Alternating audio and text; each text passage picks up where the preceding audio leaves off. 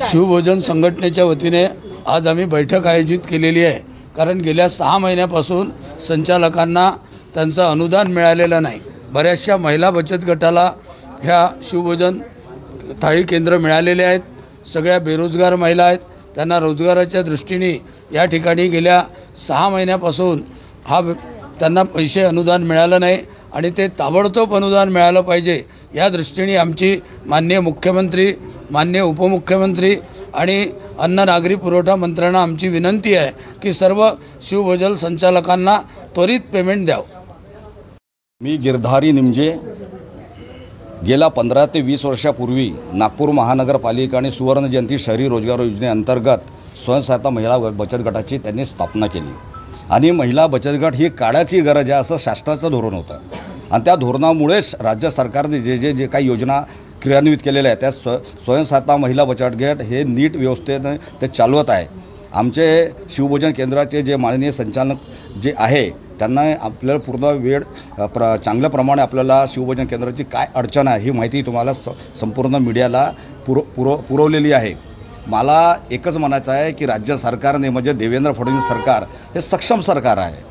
असं म्हणता येणार नाही की त्यांचं लक्ष आहे नाही, पण त्यांनी शिवभोजन आमची मागणी एकच आहे। कारण की आता ज्यांनी बाईट दिली आमचा ताई त्यांनी सांगितलं आहे, कारण की शिवभोजन संचालकांना रॉ मटेरियल आणणे, कार्टिंग खर्च करणे, किराया भाडे देणे आणि जे कर्मचारी आहे त्यांना मासिक पेमेंट देणे हे खूप कठीण झालेलं आहे। कारण की तानाजी भाऊ वनवे यांनी सांगितलं की 1 किंवा 2 महिना ठीक आहे, परंतु 6-6 महिन्याचं सरकार शिवभोजन केंद्राचे बिलापासून केंद्र संचालकाला बिलापासून वंचित ठेवत असेल तर स्वयंसहायता महिला बचत गटावर हे उपासमारीची पाळी म्हणजे आल्यासारखं आहे। म्हणून स्वयंसहायता महिला बचत गट जास्त प्रमाणात आणि त्याचं हे गरीब आणि गरजूचं जे लाभ मिळत आहे तर शासनाने वर्दुळाचं स्थान ज्या ठिकाणी दिलं होतं शर्ती आणि अटी अनुसार त्यानुसारच हॉस्पिटलची जागा असेल, बाजारपेठ असेल, रेल्वे स्टेशन असेल, बस स्टॉप असेल या ठिकाणी बहुत प्रमाणात जास्ती प्रमाणात स्वयंसहायता महिला बचत गट हे शिवभोजन केंद्र स्थापन करून ते नीट संचालन करत आहे। आपल्या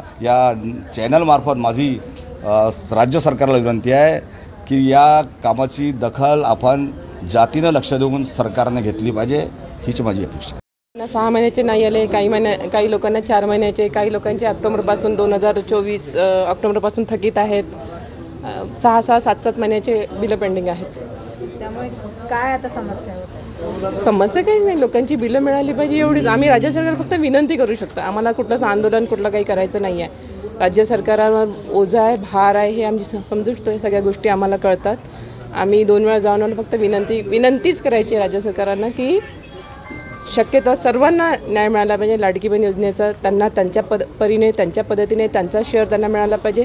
पण शिवभोजनवाले सगळे काही खूप असे रईस आणि रिच नाही आहेत। ही सगळी लोक त्यात 4-4, 5-5 लोकांना पोचतात लिटरली आणि 5-5 महिने म्हणजे एका महिन्याचं खर्च जरी 60-70-80 हजार रुपयाचा पकडला, दुकानाचं भाडं आहे, बायांचं पेमेंट आहे, फूड आहे, म्हणजे कच्चं जे भाजीपाला रोजचा हे द्यावंच लागतं आम्हाला। तिकडून बिल आलं नाही आलं तरी हे तर आम्हाला कंपल्सरीच आहे आणि इकडून नाही झालं तर मग तहसीलदाराचे बोलणे इथून हे सगळ्या इथून हा मार वेगळा, म्हणजे नोटीसवर नोटीस, मग ह्या सगळ्या गोष्टी आम्हाला खूप फेस कराव्या लागतात। आणि त्याच्या व्यतिरिक्त पैसे नसतात लोकांकडे, उधार करून धान्यवाल्याची किती करणार आहे आम्ही, म्हणजे जवळपास 2-2, 3-3 लाखाचं कोण उधारी देणार आहे? ठीक आहे, आल्याबरोबर आम्ही त्यांना पेड करतो, पण खूप साऱ्या गोष्टींना, छोट्या गोष्टींना आम्हाला समोर जावं लागतं। बायांचे पेमेंट त्या आमच्या भरोशावर असतात, आम्ही नाही त्यांना थांबवू शकत, नाही त्यांना हे करू शकत। म्हणजे आम्ही कुठून एजटेशी करून पैसे जमवायचे आणि त्यांचा पेमेंट करायचा, लोकांना धान्य म्हणजे ते थाळी तेवढे द्यायचेच, भाजीपाला तेवढा आणायचा, हे आम्हाला